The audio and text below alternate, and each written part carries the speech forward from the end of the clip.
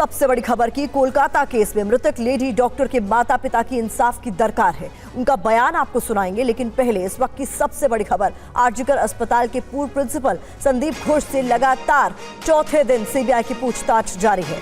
वहीं CBI rape murder case के आरोपी संजय रॉय का आज फिर से साइकोलॉजिकल टेस्ट कराएगी। वहीं देश भर में डॉक्टरों का विरोध प्रदर्शन इस पूरे मामले को लेकर भी जारी। तो अब तक की सीबीआई जांच में संजय रॉय को ही मुख्य आरोपी माना जा रहा है। फिलहाल इस पूरे मामले की जांच सीबीआई की ओर से जारी है। देश भर में डॉक्टर्स का विरोध प्रदर्शन भी इस बीच जारी।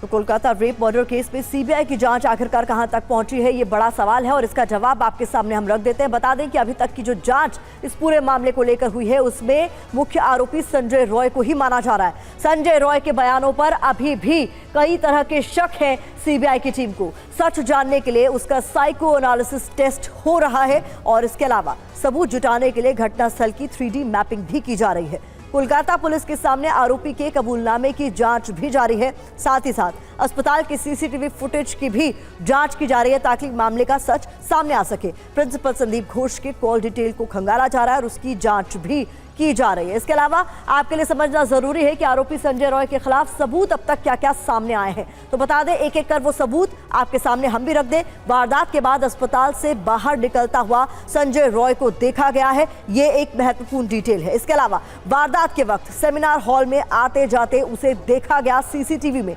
आरोपी की तस्वीरें इस दौरान कैद हुई है। डेड बॉडी के पास से डायरी बरामद हुई है। ब्लूटूथ डिवाइस आरोपी के फोन से कनेक्ट हो गया, जो एक बड़ी वजह बना उसकी गिरफ्तारी की। आरोपी के फोन में अश्लील वीडियो मौजूद हैं और इसके अलावा कपड़े और जूतों पर खून के धब्बे भी नजर आए, जो एक बड़ी वजह बना इस बात को साबित करने के लिए कि इस मामले में उसकी संलिप्तता थी।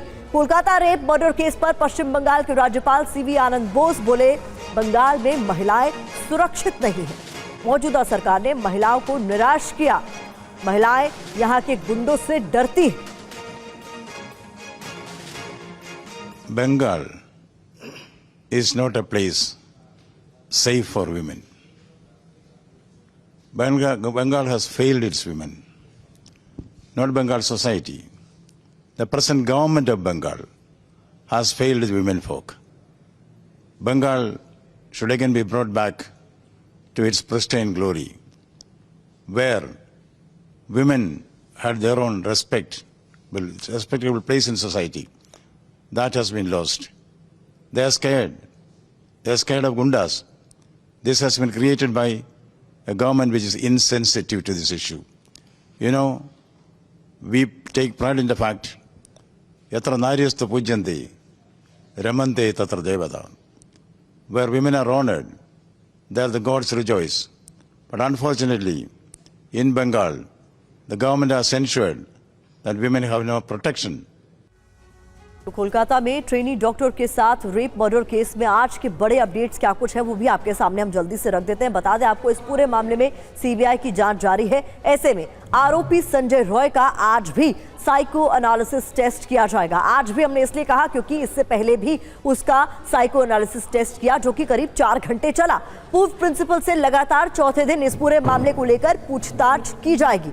कल सुप्रीम कोर्ट की सीजीआई बेंच में इस मामले की सुनवाई होगी। सुप्रीम कोर्ट ने इस पूरे मामले का स्वतः संज्ञान लिया है। घटनास्थल की 3D मैपिंग भी की गई है। इसके अलावा पश्चिम बंगाल के राज्यपाल गृह मंत्री को इस पूरे मामले की रिपोर्ट भी सौंपेंगे। हमने आपको सुनाया कि गवर्नर ने इस पूरे मसले पर क्या कुछ कहा है। उन्होंने सीधे तौर पर कहा है कि बंगाल में गुंडों का राज है और यहां महिलाएं सुरक्षित नहीं है। कुमार कुंदन हमारे सहयोगी हमारे साथ जुड़े हुए हैं, मैं उनका रुख करना चाहूंगी। कुंदन, इस पूरे मामले पर हम देख रहे हैं किस तरीके से राज्यपाल ने सीधे तौर पर ममता सरकार को घेरा है, लॉ एंड ऑर्डर के मुद्दे पर सवाल उठाया है, किस तरीके से महिलाएं असुरक्षित हैं, ये बात उनकी तरफ से रखी गई। निश्चित रूप से, और पूरा मामला जिस तरीके से जघन्य हत्याकांड हुआ है उसके बाद से इस मामले को लेकर आज महामहिम दिल्ली का भी रुख कर चुके हैं और जहां तक मेरी जानकारी है दोपहर बाद उनकी केंद्रीय गृह मंत्री अमित शाह और उसके बाद केंद्रीय स्वास्थ्य मंत्री जेपी नड्डा से मुलाकात होनी है। लेकिन इन सब के बीच 2-3 डेवलपमेंट है प्रतिमा जो मैं आपको बताना चाहूँगा। सबसे पहले कुणाल घोष अभी थोड़ी देर पहले यहाँ पहुँचे हैं। इस वक्त मैं सीबीआई हेडक्वार्टर में हूँ कोलकाता के सीजीओ कॉम्प्लेक्स में और कुणाल घोष पहुँच के अपने साथ एक पैकेट लेके आए थे और उस पैकेट में कुछ डॉक्यूमेंट्स थे। उनका कहना है कि उस अस्पताल के स्टूडेंट्स ने कुछ डॉक्यूमेंट्स या कुछ एविडेंस उनको दिए हैं और वो स्टूडेंट्स खुद नहीं आना चाहते थे सीबीआई के सामने में, इसलिए वो उसको लेके आए हैं। अब देखना ये है कि उस एविडेंस या उस डॉक्यूमेंट को सीबीआई एक्सेप्ट करती है या नहीं करती है या उस पर सीबीआई का रुख क्या होता है, ये अलग बात है। लेकिन अब से थोड़ी देर पहले कुणाल घोष यहाँ पे पहुंचे हैं, पहली बात। दूसरी बात, सीबीआई की एक टीम दोबारा से पीड़िता के घर पहुंची है और वहां पे उनके माता पिता से फिर से पूछताछ होगी। एक राउंड की बातचीत उनसे हो चुकी है, दूसरी राउंड की बातचीत आज दोबारा होने जा रही है। तीसरी बात, जिस प्रिंसिपल की आप बात कर रहे हैं कि उनके मोबाइल फोन का कुछ डेटा है जो मिसमैच हो रहा है और जिसके बारे में वो सही तरीके से जानकारी नहीं दे पा रहे हैं, शायद यही वजह है कि सीबीआई उस पूरे मामले को तफसील से खंगालने की कोशिश कर रही है और जानने की कोशिश कर रही है कि आखिरकार उस पूरे मामले का सच क्या है। चौथी बात, अभी फिर से एक सीबीआई की टीम यहाँ से निकली है। हमें उम्मीद है या हम ऐसा गेस कर पा रहे हैं कि वो कहीं और नहीं बल्कि आरजेकर अस्पताल गई है, जहाँ पे कि जो पूरे तफ्तीश जो चीज़ों का उन्होंने इकट्ठा किया है उससे मतलब जो मैचिंग का काम है उसको करने के लिए शायद गई है। हालांकि पूरा मामला जो है एक तरीके से धीरे धीरे आगे बढ़ता जा रहा है और इसमें डीएनए प्रोफाइलिंग की भी बात हो रही है, जिसकी रिपोर्ट अगले 24 से 48 घंटे में आएगी। तो उम्मीद ये की जा रही है कि उसके बाद चीज़ें और भी क्लियर हो पाएंगी।